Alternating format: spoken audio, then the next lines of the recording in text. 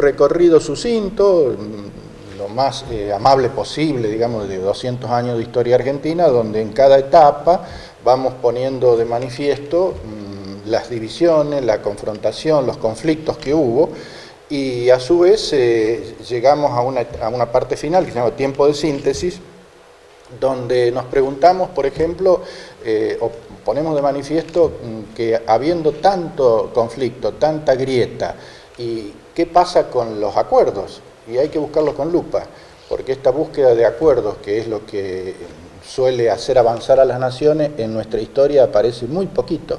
De hecho, lo estamos necesitando, esta realidad la pide a gritos, un acuerdo nacional, pero de verdad, no mediático, ni marketinero, ni retórico, un acuerdo efectivo, sincero, y que las partes que se sumen estén de acuerdo, y que tienen que ser todos, estén dispuestos a cumplirlo. La ausencia de acuerdo es una de las constantes de la historia argentina. Muchas veces esos conflictos, esas divisiones, no se resuelven de modo pacífico, sino cruento y violento, ni hablar del siglo XIX. La primera hora de la patria, los unitarios y federales, todo lo que vino después, la conquista del desierto, todo eso fue violento. Y en el siglo XX también. Tenemos episodios como el bombardeo a Plaza de Mayo en 1955, un día hábil en horas de la mañana, 400 víctimas, y ni hablar de lo que vino después, y sobre todo la última dictadura, durante el proceso con las secuelas de crueldad y de zozobra que dejó.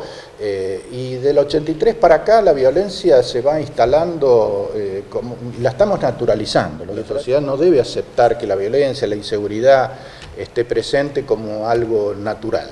Todo lo contrario, tenemos que hacer un gran esfuerzo. Lo mismo podríamos decir de la corrupción, por ejemplo. Tampoco hay que naturalizarla y hay que aceptarla como un hecho inevitable o inexorable, porque no es así. Por ejemplo, el desapego a la ley, a cumplir con las obligaciones, a respetar la Constitución, también está presente en nuestra cultura, en nuestro ADN. El siglo XX fue nefasto en ese sentido, de la interrupción permanente de mandatos constitucionales, de inestabilidad política.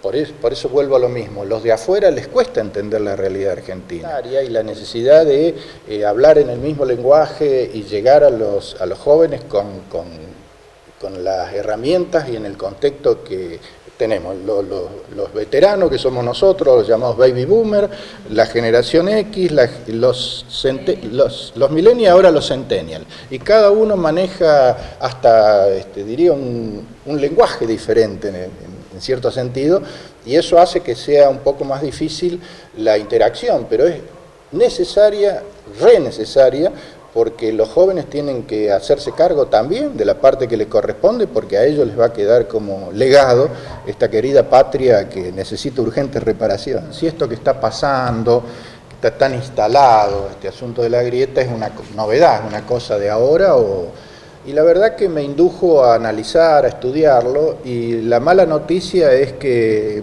viene desde lejos, prácticamente desde que nacimos como nación independiente, porque la primera interna se produjo a los 5 minutos, cuando Saavedra y Moreno se sentaron en los sillones de la primera junta, y de ahí en más, donde pongas el dedo en la historia, donde pongas el zoom, aparece el conflicto, la división, la confrontación. Es como que forma parte del genoma argentino.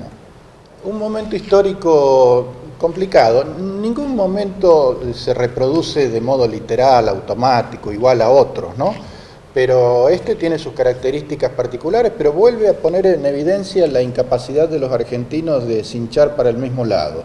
El enigma argentino para los de afuera es cómo puede ser que este país, teniendo tantas virtudes, tantas potencialidades, pudiendo estar peleando la punta, esté peleando el descenso. Entonces, la explicación de eso somos nosotros mismos, porque no tenemos a quién echarle la culpa, debemos hacernos cargo como sociedad y sobre todo la clase dirigente, ¿no? Creo que es un momento que nos vuelve a poner a prueba, porque lo que viene va a ser muy difícil para cualquiera. La agenda que viene es muy complicada, de modo que nos va a requerir y necesitar a todos. Y lo mismo los valores que a lo largo del tiempo hicieron de esta Argentina un país grande.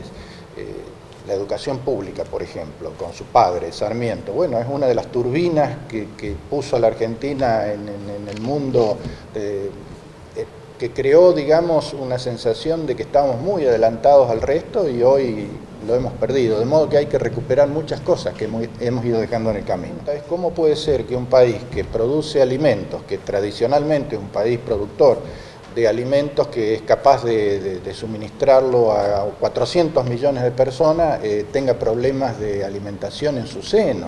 Y sobre todo los niños, eso es tremendo porque los niños después sufren las consecuencias y las secuelas de una mala alimentación en la primera hora. Eso forma parte de lo que llamo yo la agenda de la emergencia, la agenda urgente, la que no puede esperar. Pero no es el único punto. Una vez que se solucionen, y lo mismo el tema de la pobreza y la marginalidad y todas las cuestiones, hay que abordar una agenda estructural, donde replanteemos muchas cuestiones, no solo desde el punto de vista económico, sino cultural.